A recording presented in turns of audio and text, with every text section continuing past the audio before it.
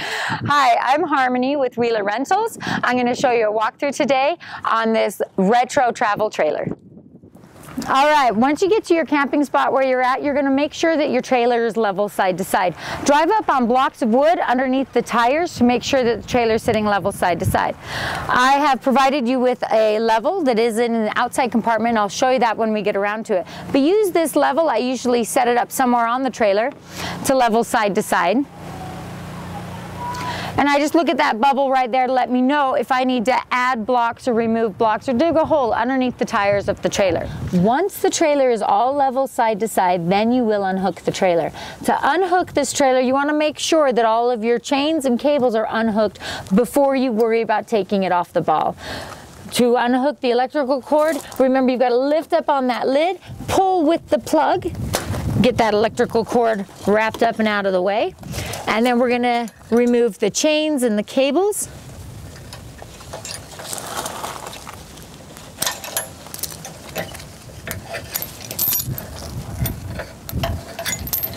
Pull them up and out of the way so they're not dragging or hanging on the ground. Move to this side. We'll go ahead and, of course, before you unhook this ball at all, in addition to making sure that you are level side to side, make sure that your wheels are chocked. Never release this from your towing vehicle unless your wheels are chocked. Then we will squeeze this little trigger right here, lift this up, and now we're ready to take it off the ball. Move the microphone. My wheels are chocked, so I know I'm safe to remove it off the ball. Even with the wheels being chocked, sometimes it'll make a little tiny lurch. That's normal.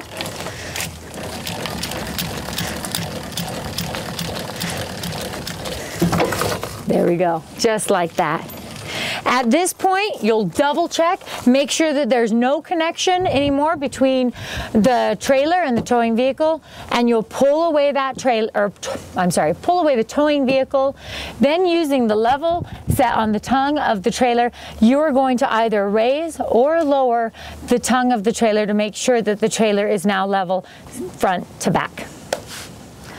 Okay, this right here is your propane tank. It is full and I want you to return it to me full. I've already got the propane tank on for you because I've already turned on the fridge for you.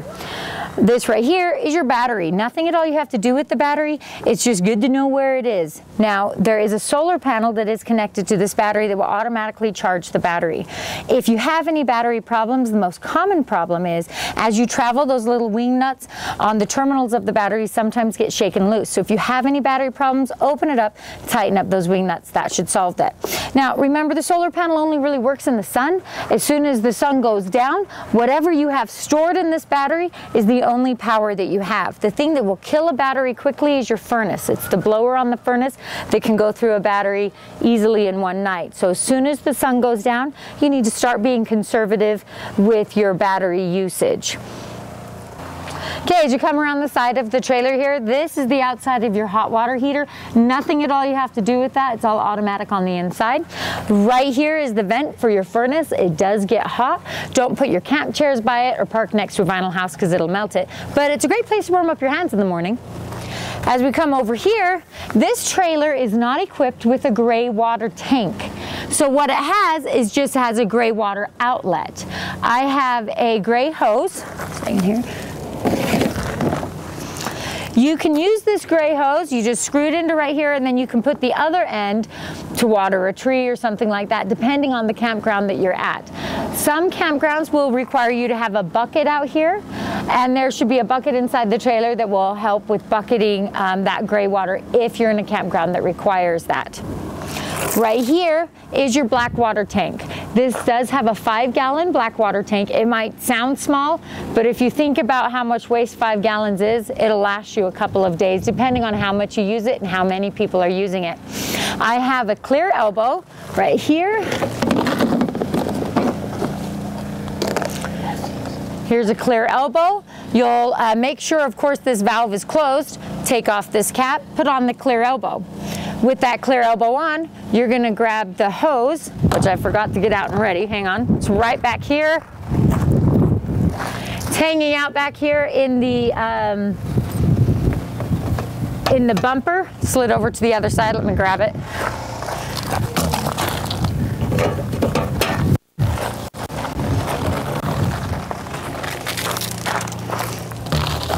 All right, here's your sewer hose. Here's that clear elbow. You'll put that clear elbow on, sewer hose on, other end of the sewer hose down into the sewer.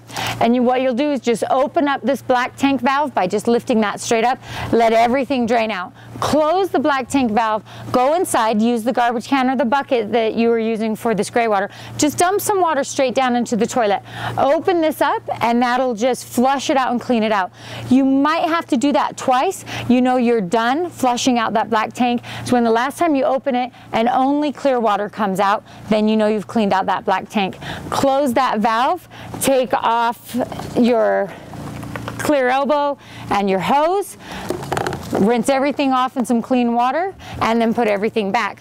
Now I have provided for you some rubber gloves so that you can make sure to keep your hands clean. As soon as you've used those rubber gloves one time, go ahead and throw those in the garbage. Okay, right here is the back of your fridge. Nothing at all you have to do with them. They're all automatic. This is cable. If you were to have cable at your campground, there actually is no TV in this trailer, but you could certainly bring one if you wanted to. This is your city water connection. You're only going to use this if you have water at your campsite.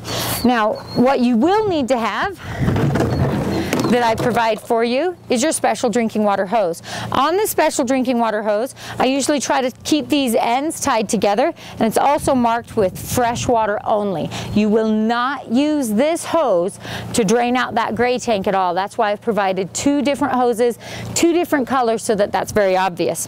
In between here is a water pressure regulator. Now I always just tie these ends together because you are going camping and sometimes you get visitors while camping, so just to keep things clean is why we've tied these together. Now, what this water pressure regulator does is it helps to ensure that you don't blow the lines inside of the trailer. Each campground is going to have different water pressure. There is a little tiny arrow on this, and you'll just want to make sure that that arrow is pointing towards the trailer. You want to hook this water pressure regulator into the faucet, which is at your campground if your campground has water, and then you'll take this end here, screw your hose in there, the other end of the hose right there. Then you'll turn on that water faucet. It will create water pressure throughout the trailer without filling up your freshwater tank. This is not where you fill up your freshwater tank. Now, where you do fill up your freshwater tank is right here. This trailer is equipped with an 11-gallon freshwater tank, so it's not very big, but it can last you a couple days depending on how much you use it. Now, because it's not very big, I'm aware that you might want to add more water to it while you're out camping. So I have provided for you a 6-gallon water tank. The benefit of this is you can go ahead and fill it up while you're in town or down where there is water. It comes with the spout, which is normally turned down, but I've turned it out for this purpose here. And then you'll just add water to it like that. This will about fill up your tank about halfway. So you just need 2 of these and you've got a full tank again. The other option, if you bring your own 5-gallon jugs, I have also provided for you a funnel. This is just here for your convenience to help refill that freshwater tank while you're out camping if you need it. Now right here is your electrical cord. This is a 30-amp electrical cord. It does need to be plugged into 30 amps in order for everything inside of the trailer to work. I do have an adapter that brings it down to a 15-amp cord. So go ahead and put that adapter on there. If you use the adapter, be careful when you're using the AC, because if you use the AC, it's going to sometimes pull the full 15 amps.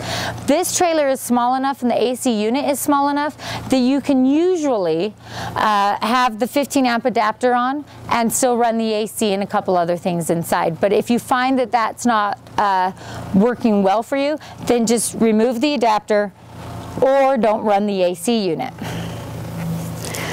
Take this off. It's on there pretty tight. Anyhow, let's see, there's 3 things inside of all RVs that will not work unless this is plugged in, and that's your air conditioning, your microwave, and your 110 outlets. If this is plugged in though, you should be able to have access to all 3. Remember though, if you use the adapter, running the AC might require too much power, so With the larger trailers, I usually say if you use this adapter, no AC, but with this trailer, sometimes you can get away with it. Slides back into there. All right, and then back here on the corner, there's the bumper, and that's where we put the sewer hose into. When you come around to this side of the trailer, you've got your outside compartment here. Inside this outside compartment is where I've hidden all your extra little tools. So inside here, you've got your hoses, your gray and your freshwater hoses. You've also got your stabilizer jack, some wheel chocks, a variety of blocks of wood to help you get that trailer level. Of course, your freshwater tank is in here, and so is that clear elbow. Along with everything else in there, I've got this little box here, and this is where I keep that freshwater funnel, your level, and your power adapter. As well as that, here are your trailer operating instructions. This basically goes through everything that I've gone through in this video and that I will go through on the walkthrough. At the back of this, I also have my business card and your trailer registration. If you have any questions, make sure you give me a phone call. Most of the time, I can just fix it over the phone.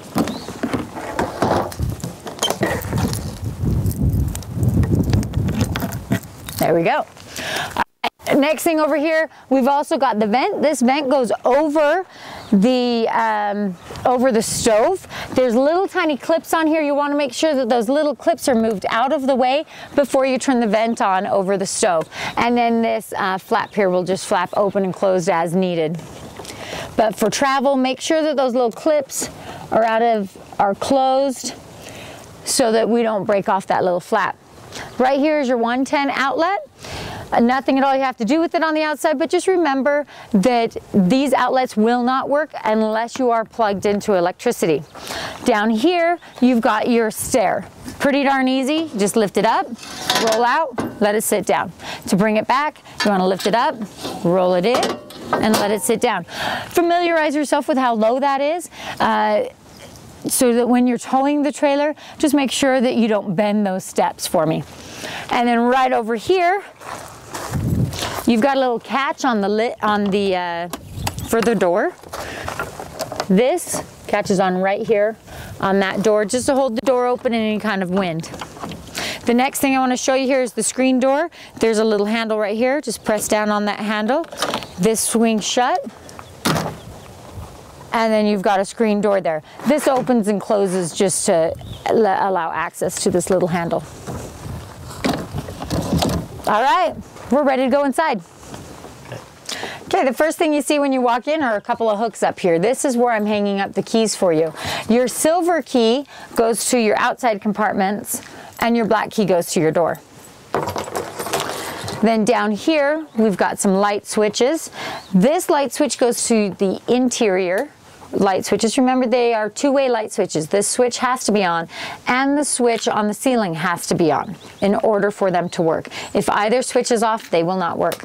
Then right here goes to your outside light. Down here a little bit further, you've got your water pump. You do need to have this water pump on in order to pull any fresh water out of your freshwater tank. This is what will give you water pressure. You do not need to have this on if you're plugged into water at the campground, because that faucet being on will create the water pressure for you. So when you're pulling water out of your freshwater tank, make sure that this pump is on. Right here is your water heater. It's pretty darn simple. You just turn it to on. It's going to automatically decide if it wants to use electricity or propane. You should hear it click, click, click, and then fire up. Once it's fired up, then this little reset light will turn off. I'm going to go ahead and turn that off for now. Remember to use any water out of your freshwater tank. This pump does need to be on. That's what gives you the water pressure. Then right here is your stove. It's pretty simple. Just turn it to light it with a match. Up here a little bit higher, you've got your light over your stove, and you've also got that vent fan. Remember to make sure those little clips are open before you use the vent fan in here, and then make sure to close those clips before traveling. Also up here, you've got your microwave. Remember, your microwave will not operate unless you are plugged into electrical on the outside of the trailer.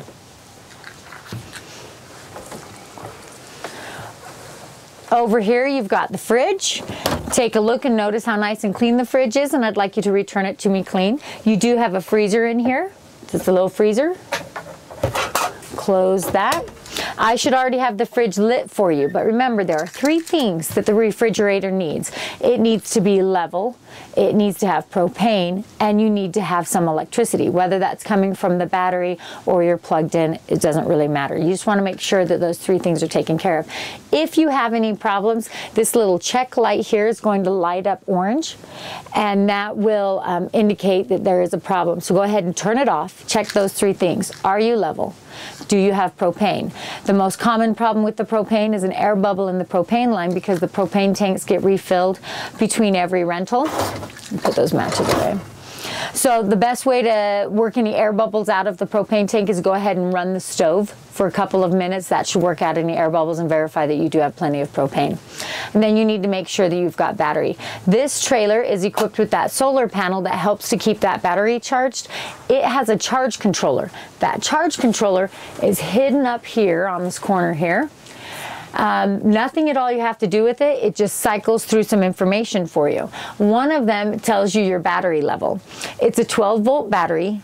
13.5 volts is full, 11 volts is about halfway, and 9 volts is dead. So if you're looking at this and it cycles through and tells you that you're at 9 volts, then that's probably a problem with the fridge. Give me a phone call and I'll try to help you recharge that battery with your vehicle. Basically, all you need to do is plug in your vehicle, run your vehicle for a little while. The alternator on your vehicle should automatically charge that battery for you.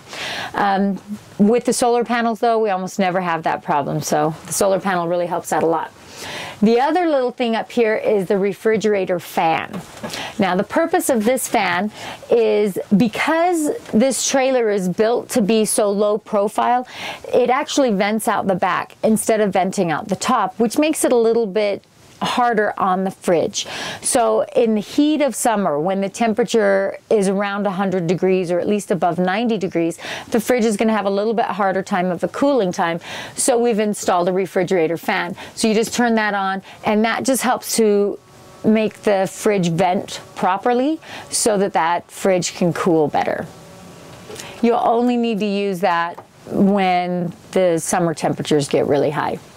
Okay, the other thing that we've got over here is your air conditioner. It's pretty self-explanatory. There's your power button, and then here's your temperature, just on and off. It'll help cool down this trailer really quick for you.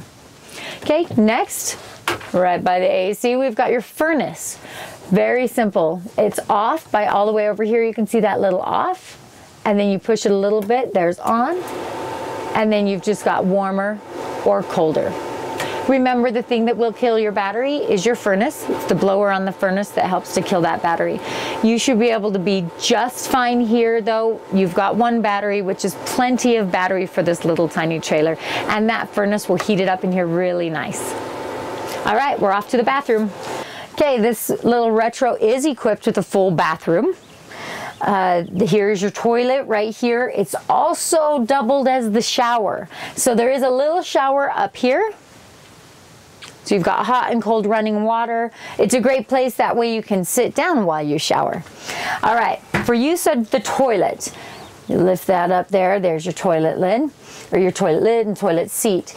There is a handle on this back side here. You pull that forward, gives you water, pull it all the way forward, and opens up and lets your waste go down into that tank.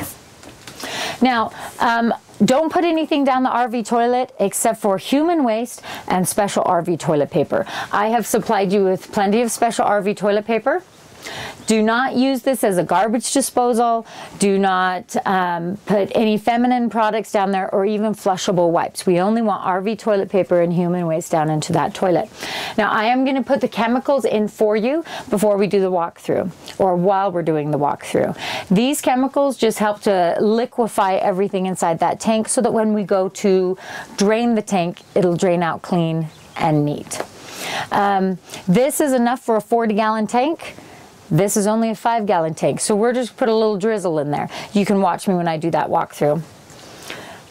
You will not need to add any chemicals to it unless you have to drain the tank and then you're going to be using the tank again. Then you will have to add chemicals in. And all it will be, in fact, I'll just show you it. Do it right now. Take that little lid off there. And we're just going to pour, let me see if I can get a better angle for you. Pour just a little bit down there. About like that is all you're going to need. Put this on here. As soon as you put chemicals in though, you do need to add, you know, a decent amount of water in there. At least, you know, a half gallon for a tank this size. So you're going to run the water for a little bit. I got to turn on the pump. Pull that handle forward, get some water going down in there. This tank is empty right now. So we'll go ahead and drop that down. All right, if you ever come in here and you start to smell bathroom fumes, just make sure that that little valve at the bottom is closed. So just pull that lever and then let it snap shut, and that will close that valve and seal that off so that this trailer can smell nice and neat, even though there's a little bathroom right here in it. All right, right here is your dinette. You can use this, of course, as a regular dinette table, or you can use it as a bed. You can use it for both. To change it into a bed, just lift up on this. It sits on a little slider there. Take that off. Set it down on the little shelf that's back here. Oops. Fold those legs out of the way. Lift up these cushions, sits down on a little shelf. Now, do pay attention that there's an angle right here, and that angle is always facing towards the bathroom. There's a little block of wood here to help ensure that you are putting it down properly. If you try to flip it around and turn it the other way, it's not going to lay flat and it can damage the table. Once that table is down, you can just take these cushions, slide them in,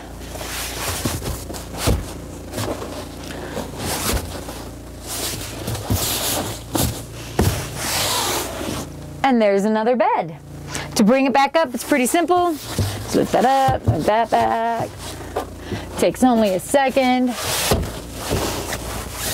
One of the features about this trailer that I do particularly love is how the table hooks onto this rail back here. Because it's got this rail, it allows you to move the table sliding back and forth, making it easy to slide in and sit down.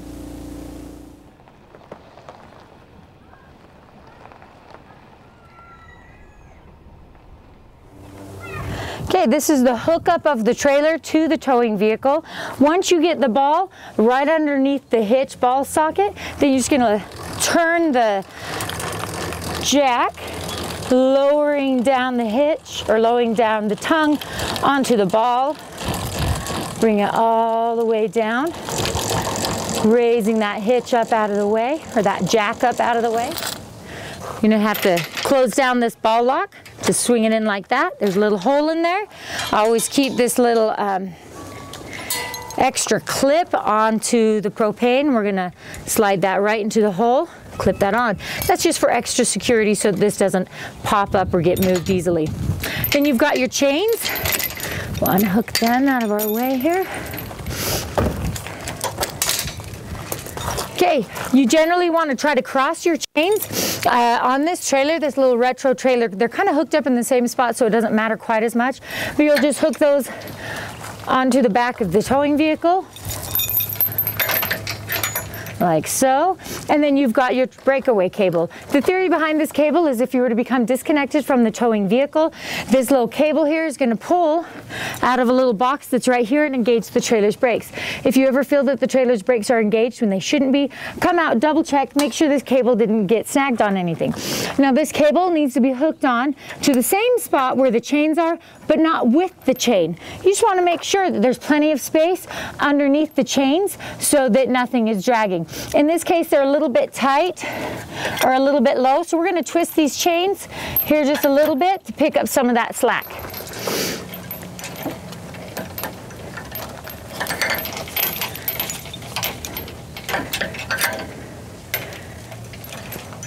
There we go. Looks like everything's free moving. Nothing's going to be touching the ground or dragging. Okay, after we're done with this chains, we're gonna hook up the electrical cord.